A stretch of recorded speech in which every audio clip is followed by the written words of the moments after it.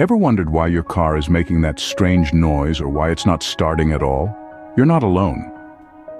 Every day, millions of car owners around the globe face a range of car problems. Some are simple, like a flat tire, while others, like a dead battery, can leave you stranded in the middle of nowhere. And let's not even get started on those mysterious noises that seem to come from nowhere, or the dreaded engine overheating. Yes, even the most reliable car can surprise you with an unexpected issue. Understanding these problems is the first step towards solving them. Knowledge, as they say, is power. The more you know about your car's potential ailments, the better prepared you'll be to deal with them when they arise, and trust me, they will arise. In this video, we're going to take a closer look at some of the most common car problems that you might encounter. We'll start with the basics. Flat tires. It's something that can happen to anyone, anywhere, and at any time. It's also a problem that you can often solve on your own if you know what you're doing. We'll also delve into the world of dead batteries. There's nothing quite like the sinking feeling you get when you turn the key and nothing happens. We'll show you why this happens and what you can do about it. Next up, we'll tackle faulty brakes. This is a problem that's not just annoying, but potentially dangerous. We'll explain what causes brake problems and how you can spot the warning signs before it's too late. Finally, we'll discuss engine overheating. This is a problem that can cause serious damage to your car if not addressed promptly. We'll explain why it happens and how you can prevent it.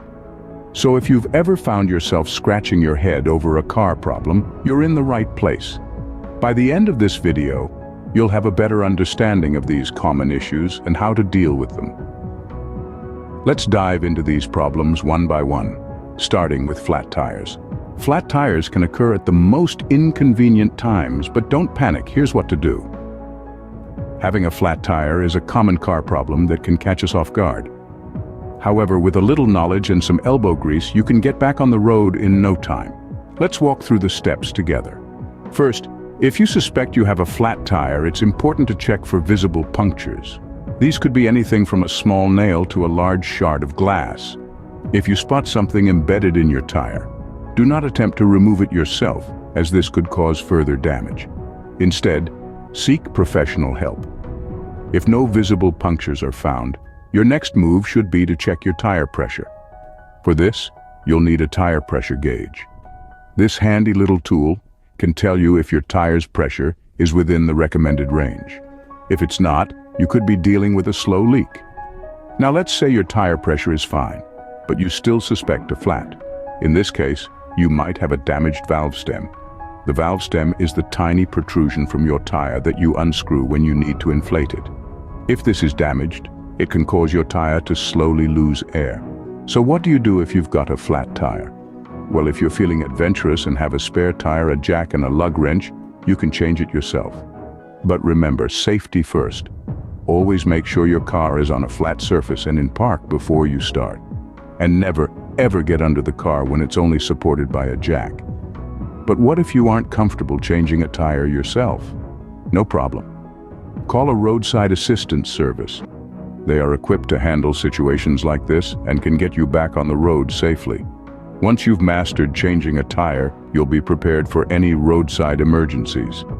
If your car refuses to start, a dead battery could be the culprit. Here's how to handle it. First things first, how do we identify a dead battery? Well, some telltale signs are your car's slow engine crank, the check engine light flickering on, or your vehicle outright refusing to start. If you're dealing with any of these issues, it's likely you're facing a dead battery. Now, let's discuss how to jumpstart your car. It's a relatively simple process, but always remember, safety first. You'll need a set of jumper cables and a second vehicle with a working battery. Begin by positioning the two cars close to each other, but make sure they don't touch. Both vehicles should be turned off. Open the hood of each car and locate the batteries. On the dead battery, attach one red clip of the jumper cables to the positive terminal. That's the one with the plus sign. Now, move to the working battery. Attach the other red clip to the positive terminal. Then, attach one black clip to the negative terminal. You'll see a minus sign. Finally, connect the remaining black clip to an unpainted metal surface on your car that isn't near the battery. Once everything is hooked up, start the working car and let it run for a few minutes. Then try to start your car. If it starts, fantastic. If not, you might need to let the working car run for a bit longer and try again. Keeping a set of jumper cables in your car is always a smart move. They don't take up much space and can be a real lifesaver. However, if your car consistently has trouble starting, it might be time to seek professional help. A mechanic can test your battery and determine if it needs to be replaced. With a little preparation, a dead battery doesn't have to ruin your day. Trust me, a dead battery is a lot less daunting when you know how to handle it. If you've ever experienced a squeaking sound when you brake, it's time to pay attention to your car's braking system. Faulty brakes can present themselves in several ways. One of the most common signs is a squeaking or squealing noise. This sound is usually a result of worn-out brake pads, which cause the metal calipers and rotors to rub against each other, creating that high-pitched sound you hear. If you notice this, it's a good idea to get your brakes inspected as soon as possible. Another sign of potential brake trouble is a vibrating brake pedal. If you feel a pulsation or shudder when you apply the brakes, it could indicate warped rotors. Rotors can warp due to excessive heat, caused by aggressive braking or by driving on worn-out brake pads. This warping leads to an uneven surface for the brake pads to contact, hence the vibration you feel in the pedal. One more symptom you should be aware of is your car pulling to one side when you brake. This can be quite alarming and is typically a sign of a caliper problem. The caliper is the part of the brake system that squeezes the brake pads against the rotor to slow your car. If one caliper is applying more or less pressure than the other, it can cause your car to pull to one side when braking. Now, let's talk about how to check your brake pads. It's a relatively simple process. You'll need to remove the wheel to get a good look at the brake pads. If the thickness of the pad is less than 1/4 of an inch, it's time to replace them. However, if you're not comfortable checking the brake pads yourself, or if you notice any of the signs we've discussed, it's essential to call a professional. Brakes are a critical safety feature of your car, and any issues should be addressed promptly by a trained mechanic. Remember, safety first. Never ignore signs of faulty brakes. Lastly, if your car's temperature gauge is spiking, you might be dealing with an overheating engine. This can be due to a variety of reasons, common ones being a leak in the cooling system, a faulty radiator, or perhaps a malfunctioning water pump. The cooling system plays a critical role in maintaining an optimal engine temperature, so any leak within this system can lead to overheating. Similarly, a faulty radiator can't effectively dissipate heat, causing the engine temperature to rise. Also, a malfunctioning water pump can impede the flow of coolant, leading to overheating. Now, what can you do when faced with an overheating engine?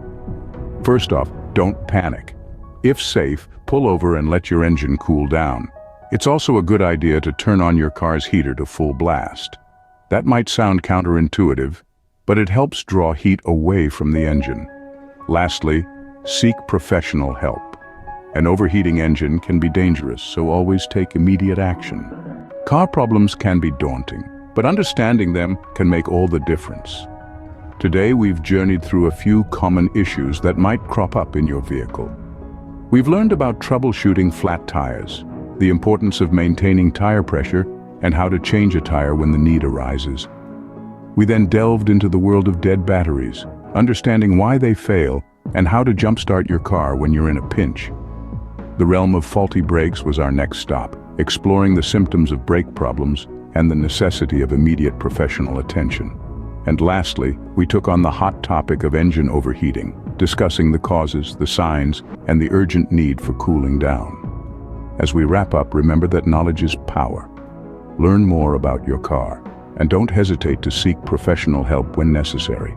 Remember, a well-maintained car is a safe car. Drive safe and take care.